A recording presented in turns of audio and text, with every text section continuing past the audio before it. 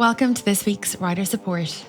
This week we're going to talk about Canyon's new Aeroad bike. We're going to talk about what you should do if a clubmate of yours continually keeps crashing on the group spin. And also, and first, we're going to talk about what all the top coaches agree you should absolutely never do with your training. And you'd be surprised how many people are doing this.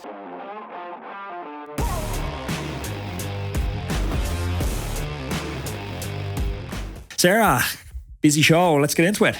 Okay, first question. Hey, I'm a Cat 2 rider and feel like I've a good grip of what to do when training and what not to do. I was chatting to a guy in the club and he was telling me some of the sessions he is doing that sounded all wrong. Do you have any advice on what top level coaches all agree that you should never do? And that's from Luke. It's a good question. Yeah, there's surprising consensus between the top coaches on what you should do and what you should not do. And it's amazing how much debate there seems to be among poor coaches where they debate, oh, should you do this? Should you do that? But when I've had an amazing opportunity to chat to, it's been like a real education in the past, few months on the podcast, chatting to John Wakefield and Dan Lorang from Bora Hansgrove, Matt Bottrell, time trial coach, Joe Friel, the pioneer of it all. Yeah, Dr. Alan Lim. Like, it's been absolutely brilliant. Olaf Boo, triathlon coach, who was brilliant as well. And I think when I look back and I think about all their conversations, there's definitely 5 standout things that they say you should avoid. One of them is huge weeks. Success, Stephen Seiler said to me, it's rarely dedicated or dictated by our best weeks. More often, it's dictated by our worst weeks. So in that sense, you can think of success being dictated not by the ceiling, but by the floor of your training. So it's trying to keep zeros off the scoreboard and don't worry so much about getting away for that summer training block where you're doing 20, 30 hours a week, because the risk to reward just isn't worth it. You come out the far side of it sick, injured, burnt out, lacking motivation, whatever it is. The second one, and this is something I see so often, the top coaches know that response matters more than stimulus. And what I mean by this is I was actually chatting to somebody recently, a friend, and he's doing sessions like 3 by 20 minutes, 4 by 20 minutes threshold efforts during a session. And he's a busy guy, so he's really cramming that type of intensity in around his life. The goal of training, it isn't to complete sessions. The goal of training, it's to get an adaptation from completing the session. So many amateur coaches, they put all of their focus on laying out stimulus for their athletes, and they put 0% of their focus on understanding the adaptation that they've made to that stimulus. And that's what's crucial for success. So those top coaches all really have advanced systems for assessing if the stimulus is working. And if it's not, they pivot. I'm trying to think of another one that there's consensus on, and then inversely consensus around what you shouldn't do. It's fueling the same every single day. That sports nutrition has moved on so much in the past 5 years. And we used to train and eat, our training schedule wasn't dictated by our eating schedules. Like, that's kind of confusing. To expand on that, like if we have an interval session on a Tuesday, we have an endurance session on a Wednesday, we have a recovery session on a Thursday, we typically ate just the same. Like we'd eat square breakfast, dinner, lunch, regardless of what training sessions we had. But that's actually not the case. If you build on that last point of we're not looking for just stimulus, we're looking for adaptation. So we're looking to get better from sessions. If we want to get better from sessions, we need to fuel to get better from sessions.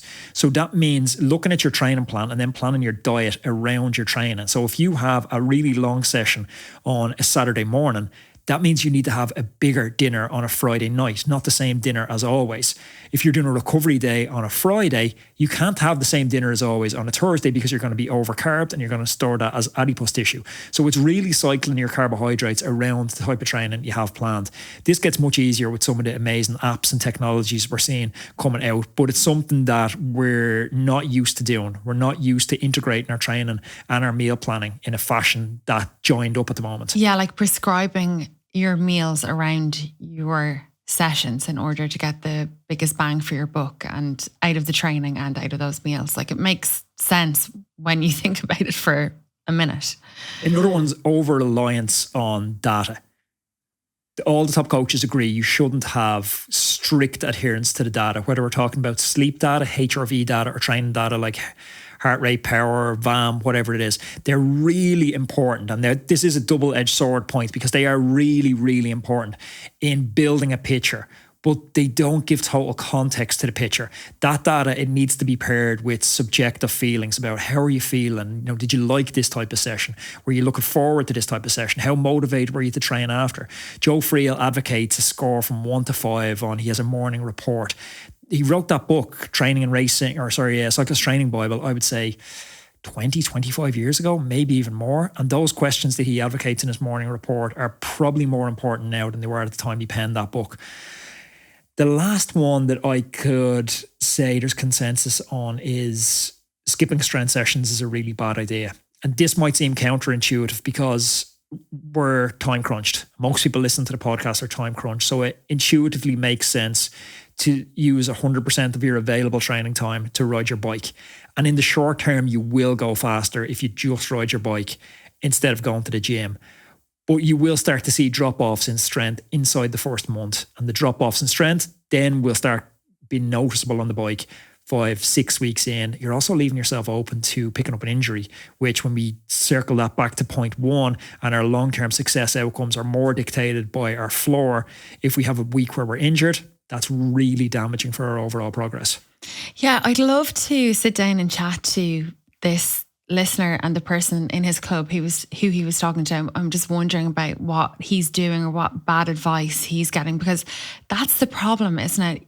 You go online now and you're completely bamboozled with information and you're really not sure whether what to pick out or what to use, what not to use. You got to be looking at credible sources. Yeah, exactly. Yeah. I always say, don't buy the new bike. Don't get those new set of wheels. You don't need them. Get yourself a coach. If you've got money to spend and you don't have a coach already, get yourself a really credible coach that can guide you through these things, because there's so many things that you can get wrong. You can put yourself into a really bad place, as you said, with illness, injury, motivation drops. So just get yourself a coach, and you'll also learn as you're going along with the coach. There's actually another one I would add to that as a bonus sixth that both Olaf Boo and Dan Lorang both agreed on.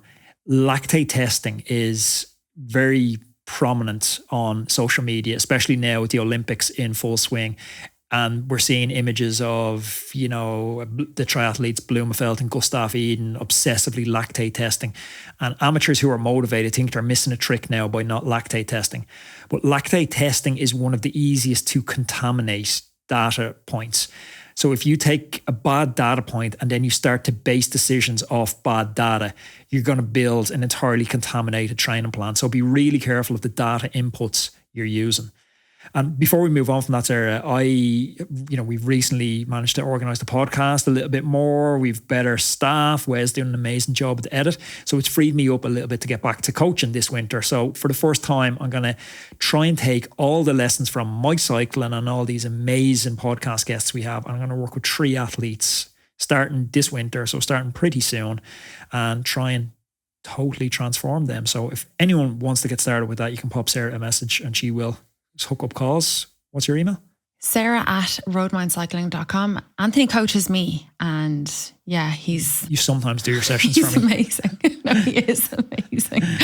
It's a funny one, isn't it? When your partner coaches you. I don't know if there's rules around that. Don't do it. Okay, next question. Actually, you haven't paid me. Hey guys, have you seen the new Canyon bike? I'm really tempted about buying direct from the manufacturer, but it kind of scares me. I'd love to try before I buy. What do you think? This is okay. So there's been a lot of words written over the last couple of weeks. Videos. A lot of YouTube videos. Everyone got a free Canyon, I think, for these videos. Yeah, except us. Well, that's why you know what's coming honest. Exactly. We're going to tell you the truth about this Canyon bike. But okay, so I have a Canyon gravel bike. I absolutely love it. It's my favorite bike. I literally had about 3 people tried to buy it from me, and it's a flat out refusal. I lent it to one of our friends to do a spin before, and he offered me way beyond what it's worth because it's such an amazing bike. So I'm a huge fan of Canyon. Now, we ordered that obviously directly from Canyon, the manufacturer, and I had Anthony, who is very experienced in buying bikes, sizing, fit, reach, the equipment that's on it guiding me through that process. And then when the bike came, you built it for me. So I had that. If you're somebody who's like this person, a bit nervous, they've never even, they probably bought a bike before, but gone to the bike shop, ridden it around, been like, oh, this is quite comfortable. This suits me. The sizing is right. What do you think? What advice do you give to this? We are so excited to announce that we are partnering with Whoop. Whoop are changing the game when it comes to wearable technology and health monitoring. Whoop is a wearable health and fitness coach that provides you with feedback and actionable insights into your sleep, your recovery, your training, your stress, and your overall health. Sarah and I have been using Whoop for years, and we love the insights it provides into our body's inner workings. It really gives us a look under the hood. And you're going to see Mathieu van der Poel, Richard Carapaz, and other elite level cyclists wearing Whoop, but it isn't just for those superstars. All the data is personalised to your unique physiology and fitness levels. If you're interested in taking control of your health and your fitness so that you can excel in all aspects of your life, you have to go and check out Whoop. Go to the URL now, which is join.whoop.com/Roadman. I'm going to pop that in the description below, and you're going to get a free month's access to Whoop membership on me. I promise you won't regret it. Okay, so you got to understand where Canyon is sitting in the food chain. So historically, we had manufacturer, like we'll say Trek, and then we had a distributor who normally operate on a national level. So, here in Ireland, there's 2 or 3 different main distributors. And then those distributors sold to bike shops. And then the end consumer bought their bike off the bike shop. So Canyon is a direct-to-consumer play. So they've cut out the distributor, they've cut out the bike shop, and they've gone direct to consumer. They've skipped 2 steps right in the middle. So that's left a lot of people that were making cash from bikes not too happy with that. Now, the good news is for the consumer, you can get the Canyon Aeroad. I'm not sure exactly what the price tag is, but I think it's roughly 3,000 or 4,000 cheaper than the top specialised SL8 for a comparable spec bike. So they're passing on a lot of those savings to the consumer. Where this becomes a problem is if you rock into your local bike shop and you break a part on your Canyon that's specific to the Canyon. You break a hanger for your derailleur. Like, don't expect a lot of love from your local bike shop because you're literally taking food off their table by not buying that bike off them. Some bike shops are precious, like they won't even service Canyons. And, I don't blame them for this because they're businesses, so I've mixed feelings on the direct-to-consumer model. I think undoubtedly it's the way we're going to go, but I love the tradition of local bike shops, and I think they are more important than just the cheapest prices. I think there's a community built around them.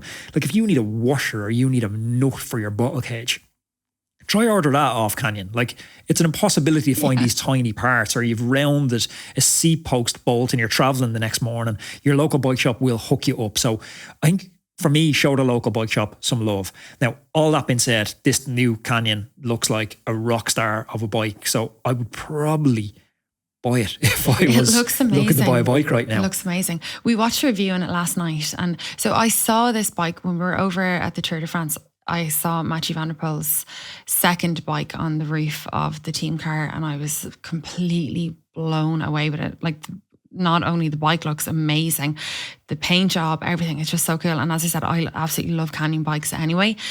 But the review that we watched yesterday feels like they've taken the best parts from all the other really high-end bikes, the specialised, Colnago, Pinarello. They've taken all these really cool aspects and kind of put them all together and put them all in this one bike. Yeah, a little bit of a Frankenstein bike. Yeah. Like some of the stuff that I love on it, the 32mm clearance for tyres is brilliant because ends up being kind of a hybrid bike where you can do some light gravel and stuff on it, even if you need to.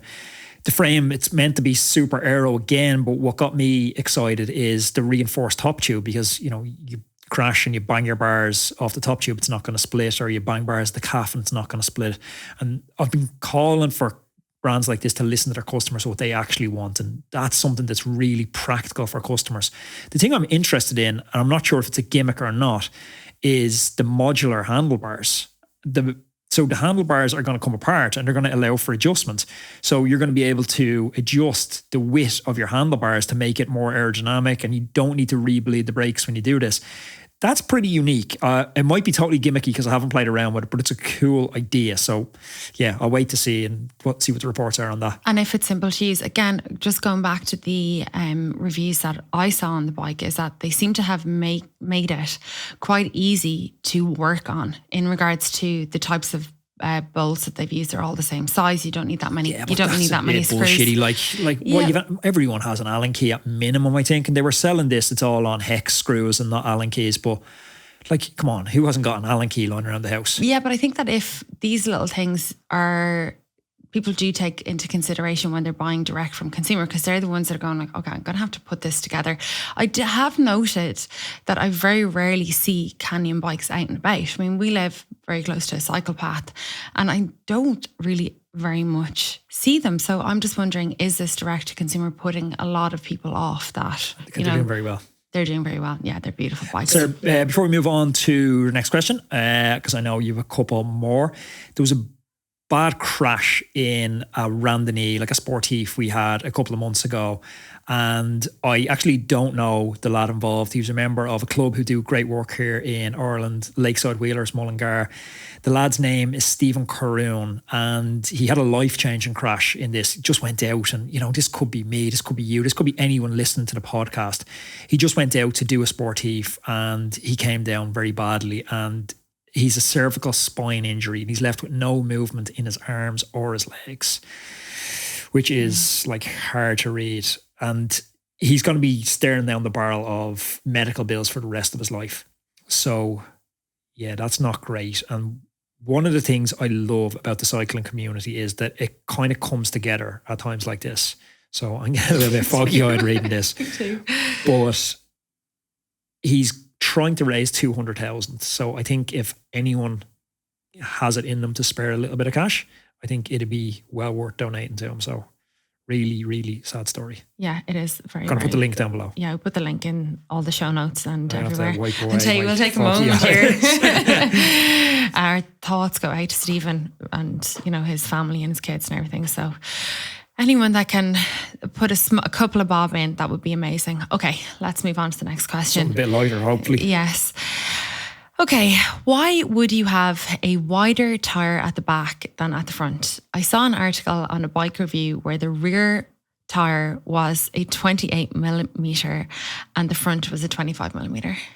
I used to do this in time trials like years ago, and then I actually thought it was a little outdated, and I'm still a little unsure of the pros and cons on this. There's data on so let me kind of explain the historic rationale for this, and then I'm not sure as to where it's gone since. A wider tyre on the rear can give you a little bit more shock absorption, and it's going to give you a little bit more traction because you think you're pedaling, so it's rear wheel drive your bike, so you're going to have a little bit more traction. Now, it is also beneficial because a large chunk of your body weight is carried on the rear of the bike, particularly when you're seated. So the increased volume of the wider tyre is going to help in smoothing out bumps, and it's going to give you a more comfortable ride. The front tyre being narrower, it was thought that it's a little bit more aerodynamic. It's going to give you more precise steering and a little bit more responsive. The front's obviously hitting more wind, so having a narrower surface area is going to make it more aerodynamic. Now, why I'm not sure about this anymore is if that stands up. Yes, it is more aerodynamic still to have a narrower tyre on the front than a wider one, but the latest data I've seen is there's lower rolling resistance on wider tyres. So then this comes down to a speed issue. So if you're on gravel and you're going to be averaging 25, 28k an hour in a gravel ride, which is still pretty fast on a gravel ride, rolling resistance is probably more important than aerodynamics. But if you're on the road and you're going 40k an hour in a race, aerodynamics is going to be more important than rolling resistance. Someone in the comments might correct me on that, but that's my latest understanding of the rolling resistance on it. So I would say you might see it on a road bike at the moment, but very unlikely to see it on gravel bikes. I've never come across this, but then my eye is not trained. You probably wouldn't even notice. I wouldn't even notice. No, I would not even notice at all. So you got to be pretty good to start geeking out on that now. Like, yeah. I hope that question's not coming from a CAF4 lad. That's like the 1% kind of gains. Okay, next question. A chap on our group ride keeps crashing. Some of them are slow, awkward falls, but there have been some that he has come down pretty heavy. He will be asked to leave the group if this keeps happening, and we're so lucky he hasn't brought anyone else down yet. How do I help him? I'd love to see him stick with the group, but he's getting quite the name for himself. Oh, this is a tough one, isn't it? Because we're trying to encourage people to come on group rides, take up cycling, fall in love with it like we do. And then... Why has he been asked to leave the group ride? I've never heard of someone being asked to leave the group ride because he's a little bit clumsy. He's crashing and they're afraid he's going to bring somebody else down. So it doesn't go into all of the details, but let's say he's doing crazy things and dangerous things. Maybe he's not listening to people trying to help him with his bike handling. Maybe he's not paying attention. Okay, so let's stop it there. So I think they're both different problems. So I think it's important to categorize the problems that he's having. Are these problems related to bike handling? Are they related to positioning on the road? Are they related to situational awareness? Are they related to his inability to follow directions? So if we can understand the common themes in his crashes, we can start to categorize those crashes and say, okay, most of the crashes are happening because of your poor bike handling. And then we can maybe approach him privately and offer constructive feedback on how we can address his bike handling. Also, check is his bike in good working order. For someone that's having this many crashes, maybe there's an underlying mechanical issue. Roadman, I know how serious you take your goal setting, whether they're fitness or life-related goals. If you're looking for a powerful ally to support you on this journey, look no further than HUEL. HUEL has become my secret weapon for when I don't have time to prepare a balanced meal. It ensures I get the nutrition I need without sacrificing time or taste. Plus, it stops me from reaching for that takeaway menu. I always throw a bottle into my backpack when I'm heading into the city to work, and it stops me eating junk convenience foods, snacking on croissants and bars of chocolate, because I know they don't support my training goals. It's a handy, nutritious meal on the go, and it's got over 22 grams of protein. HUEL is perfect for athletes that don't have time to cook or prepare food before a training session. It's convenient, nutritious fuel at your fingertips, ensuring you hit your daily fueling needs for that session. HUEL Ready to Drink has 26 essential vitamins and minerals in every single bottle. You're getting a whopping 175 health benefits. Plus, it's made from natural ingredients like topeka, sunflower seed, coconut, and more. The best part, it's the flavours. There's 8 crazy, beautiful flavours. Iced coffee is what's in my backpack right at the moment. You can get HUEL directly to your home. All you got to do is head on over to the HUEL website, huel.com/roadman.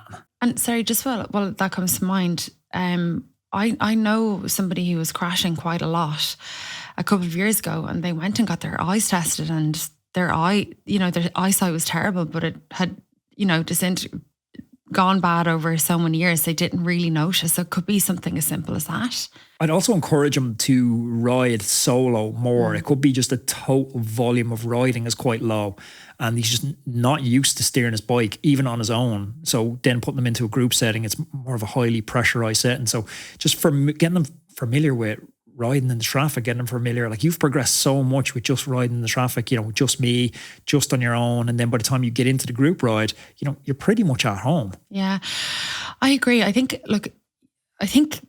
would you say to this chap, or privately? You would say privately. I wouldn't kick someone out of the group for being a bad bike handler. It's very important with regards to tone and how you say these things. I mean, if this guy is coming to the group ride and people keep shouting and roaring at him and, threatening to kick him out, that's not how it should be done. As you said, privately. But it's important it's constructive as well. There's no point in talking to him saying you're crashing too much. It's like, what's he going to do with that? Yeah. Give him actionable advice that he can do. So we've noticed you've had 5 crashes in the last month. Of those 5 crashes, all of them have been because of X. I think this is something you could work on in private. Maybe you can facilitate it with, we used to have, and actually we should go back to it, we have our Saturday normal group ride, and then we had a Sunday, which was essentially a coffee spin, like a recovery spin. And that was a smaller, less pressurized group environment for people to learn in. So you could step from solo ride to the less pressurized ride to the full-on group ride. I think some people are totally oblivious to what they're doing dangerously, or what they're doing wrong, or what they're not doing, or the effect that their actions have on other people. Like, this person is obviously not doing this on purpose. He's not going out every single weekend and being like, do you know what I'm going to do today? I'm going to put everyone's life in jeopardy. So maybe just, yeah, as you said, constructive feedback in a good tone, encourage him to go out with you separately. Yeah, watch the good lads. That's kind of the advice I would be giving him to do. Okay, best of luck with that. Next question. Anthony, you and Sarah were joking last week about you wanting a time trial bike. I'm thinking of getting one too. Maybe a new one, maybe a second-hand one. Road racing is just too risky and I feel that the sportives aren't itching my competitive scratch at all anymore. What are the things to look out for on the bike itself? I know that the wheels are a completely different science. I have a budget of about £8,000. And then I guess I can spend a few quid on upgrades after I replenish my bank account in a few months after I purchase. I don't know if he's going to need to spend much more on upgrades if he's spending 8,000. There's a lot of money for a bike. You know, the new Decathlon time trial bike hasn't been released yet. The XTR, the World Tour team, are using it. But given that Decathlon's top of the range road bike is about 8,200 spec'd with Dura-Ace, I don't suspect their XTR is going to be too much more expensive than that when it hits stores. So that's a really viable option for him to hang on unless he needs the TT bike now. If he wants to play around and kind of, you know, get a good bit of momentum towards the end of the summer that he can carry in motivation into the winter, I think secondhand is a really good option for 5,000-6,000. You're going to get an amazing bike. If he's looking to do time trials, I would figure out, are his goals going to be UCI time trials? Because there's UCI legal and UCI non-legal time trial bikes. So a lot of time trial bikes, we use the word time trial bike as a generic catch-all to talk about time trial bikes and triathlon bikes. But triathlon bikes have different shape, frame, geometry, which sometimes the UCI doesn't allow. So if you literally just take your bike, put it into Google or ChatGPT, is it UCI legal? It'll tell you. And one that fits you, I think, is probably the most important thing. And, you know, that's a combination of frame size, but also in your aero bars, your skis now fitting you. So a bike that has maximum adjustability is going to be there. Can you raise up stack height? Can you widen it out? We talked about the Canyon's new Aeroad, bringing a lot of adjustability to road cycling. Well, there's a lot of bikes out there like the Cervelo P5's time trial bike, which gives you a lot of adjustability up, down and laterally as well. So looking for that as well. You know, wheels, as you say, it's a totally different thing. Like disc wheels can be a challenge if you haven't ridden them before. So if it does come with disc wheels, you know, just take it gingerly. They're not advisable on crosswind days if you're a newbie, but they're also nothing to be scared of. They're not crazy hard. It's not like you're starting to learn how to sail. Like, it's still cycling. They kind of scare me, actually. They're fine. They look so pro. I think I'd look like an off-legion on them as well. Everybody like, look at your one out with her full disc wheel. Who she thinks she is. Like an agent. Thanks, Anthony. So are you going to buy one yourself? You're going to take your own advice there? Maybe. I'd love a time trial bike. Yeah, I know. It's every time I look over and you're on your laptop, eyeing them up. So flicking off Pornhub onto the time trial bikes. A normal person would be looking at Pornhub, but not time trial bikes. Okay, next question. I am new to road biking and in love with the sport. I've noticed some considerable gains in the size on my legs and glutes in less than 6 months of riding. Is this normal? If it is normal, why are pro cyclists so slim if cycling helps you to gain mass? I'm not sure if this is a silly question, but maybe you can help. P.S. I'm not complaining. Plus, the missus loves my new legs. I have to say, I'm a big fan of cycling legs. I hope you started shaving them as well, because that is, you get extra bonus points from me if you have your legs nice and shaved. Okay, settle down. This podcast is taking a strange turn. Yeah, look, it's newbie gains, isn't it? Like when you get into the gym at the start, like, you know, our videographer behind the camera there, Wes, is getting the newbie gains in the gym at the moment. Oh, he's buff now. He's flat out in it. Like, I had the gym for a while and you get huge gains at the very start. Cycling's the exact same. When you start working a muscle, cycling's obviously very quad dominant. Yeah. So when you start working a muscle almost exclusively, as long as you're fueling it properly and giving yourself enough protein, you're going to get those gains. But you're not going to get upper body gains. You're not going to get really calf or hamstring gains. It's going to be mainly quad, maybe a small bit of glute gains. But I would say you're not chasing that world tour physique. When you see the riders that are, you know, like what did Greg LeMond, I had him on the podcast, he said Jonas Vingegaard was like a prisoner of war. Yeah. Like, you need to be clear on what you're optimizing for when you get into this chasing physiques. It's dangerous to look at Vingegaard and Pogacar and start to thinking you need to optimize for that. They're optimizing to win Grand Tours. I'm not sure who this is, but it doesn't seem like someone that's writing into our newbie questions line is going to be optimizing for Grand Tour wins. So I would say, temper your expectations on getting that Grand Tour bill. These guys are doing 25, 30 hours a week. Yeah, it's funny, isn't it? Because obviously there's the whole spectrum, right? You've got Jonas Vingegaard, and then as the Olympics keep going through and we start seeing the track cyclists, they're completely on the opposite end of things. They probably spend 95% of their time in the gym rather than on the actual bike. So you're getting the whole spectrum. I didn't know this, but when I was kind of researching this question, Rafa actually sell jeans, and Levi's. They both make special jeans to fit cycling enthusiasts who have trim waists but thick thighs. That I didn't know. I think that's absolutely fascinating because it must be a thing with cyclists. Definitely is. I struggle for jeans for sure. Yeah, because your thighs are You've much got bigger. lovely big thighs. Yeah, and they're much bigger than your typical cyclist waist is the thing. It's like normally you get someone with thighs that are that size that's accompanied by a waist that's that size. So yeah, strange fitting trousers. Yeah, no, I think that this is only a good look. So go and enjoy and let your missus enjoy your new glutes and your new thighs. Okay, last question.